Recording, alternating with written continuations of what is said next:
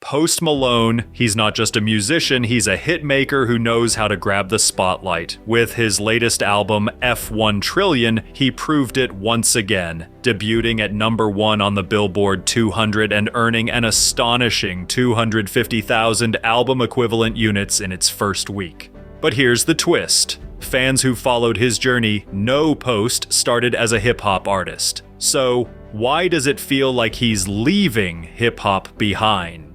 Austin Richard Post, better known as Post Malone, was born on July 4th, 1995 in Syracuse, New York. His love for music started early thanks to his father, a former DJ who introduced him to everything from hip-hop to rock and country. When Post was 9, the family moved to Grapevine, Texas, where he began exploring his musical talents in a big way. At the age of 15, he picked up the guitar, inspired by the video game Guitar Hero. That passion drove him to audition for a local band, but his guitar strings snapped mid-performance, costing him the spot. Instead of giving up, he doubled down on his music, producing songs on his own and refining his style. And you know how Austin Richard Post became Post Malone? Because of a random rap name generator. Yes, he got his name from a rap name generator. He combined his last name Post with Malone, creating the identity that would eventually make him a star. Around this time, he released his first mixtape, Young and After Them Riches, which brought him attention in high school. His classmates saw his potential and voted him most likely to become famous. Although the famous schoolboy got the world's attention in 2015 when Malone released his first debut single, White Iverson, to SoundCloud, the track quickly gained traction. This song is like he woke up and saw the unexpected numbers on his track. To wake up and see everything popping off right before your eyes, you know what I mean? And you go through favorite every tweet, retweet a lot of stuff. It was the moment Malone had been waiting for. The track received massive attention from some of the biggest names in the industry, including Wiz Khalifa and Mac Miller, giving Post Malone the extra push he needed to rise to fame. As the song climbed to number 14 on the Billboard Hot 100 and stayed on the charts for an impressive 30 weeks, Post's career was skyrocketing. But the real breakthrough for him wasn't just the success of the track, it was the life-changing opportunity to sign a record deal with Republic Records. This deal opened doors for him to share stages with some of the world's most famous artists. It's no secret that Post Malone stands out. Here's a white artist entering a space that's been predominantly black for decades. But it wasn't just his skin color that caught attention, it was his style. Post Malone adopted fashion choices that mirrored hip-hop culture, from his tattoos to his signature golden grill. It's impossible to ignore how he embraced the world of rap, but this raised some eyebrows. Critics started calling him a culture vulture, accusing him exploiting hip-hop for his own gain. Despite the backlash, Post was always clear about his love for hip-hop. It wasn't just a phase for him, it was the music he grew up on, the sound that shaped his life. But that didn't stop the rumors and the judgment. One of the most controversial moments came when an old video resurfaced, reigniting the firestorm around him. High five. Yeah, we watched Too Cute, nigga. In the video, Post was seen using the word nigga, a moment that not only angered his fans, but also upset some of the biggest names in hip-hop. Like in a podcast interview with The Breakfast Club, he faced harsh criticism from Charlemagne the God. You tweeted once that, I don't know, I don't follow you on Twitter.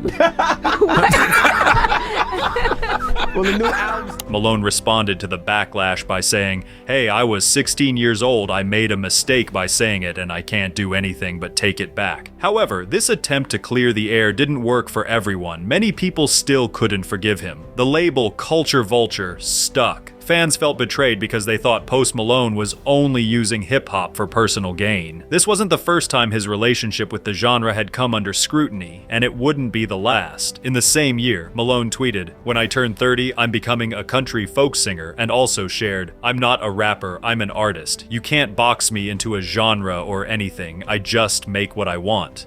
His comments fueled even more confusion. Was he turning his back on hip-hop? Was he distancing himself from the very genre that had helped him climb the charts? But here's where it gets interesting. While Post Malone distanced himself from hip-hop in interviews and on social media, his music told a different story. In 2016, he released his debut album, Stoney, a project that mixed hip-hop with his unique style. The album featured massive hits like Congratulations, featuring Quavo, and Go Flex. Fans and critics alike couldn't ignore how well Post merged genres.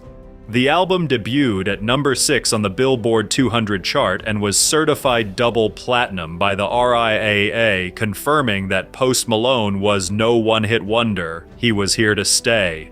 However, things took a turn in 2017 when Post Malone made some questionable comments during an interview with a Polish publication. He said, "If you're looking for lyrics, if you're looking to cry, if you're looking to think about life, don't listen to hip-hop." He even joked that he had a lot of emotions because he's white. To many, it felt like a slap in the face. Here was a guy who had made millions from hip-hop, yet he was dismissing the very genre that brought him success. The public response was immediate, and the backlash was intense. Fans who had supported him felt disrespected, and many called him out for his lack of appreciation for hip-hop's roots. And just when things seemed to calm down, Post Malone's CultureVulture tag became even harder to shake. He had already been criticized for how he blended into hip-hop without fully respecting its essence, but his comments about not caring about lyrics and deeper meaning in rap made it worse. Fans started to wonder, was he just hopping from one genre to another for profit, or was there something more to his music than just chasing fame? Realizing the damage to his reputation, Malone posted a long video to apologize. In it, he shared that he didn't mean to offend anyone, especially hip-hop fans. He admitted his words were careless and said he deeply respected the culture that had influenced his music. It was a step in the right direction, but the CultureVulture label remained in the back of many fans' minds.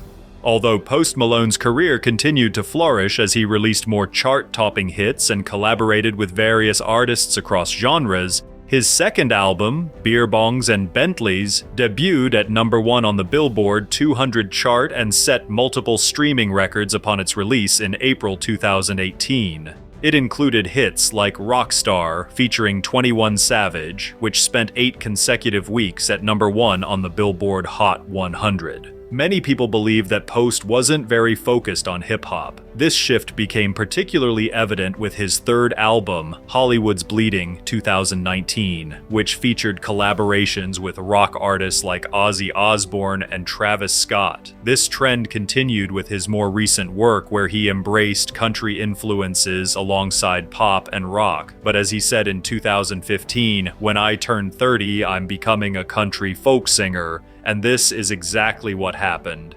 In 2024, he released a full-length country album, F1 Trillion.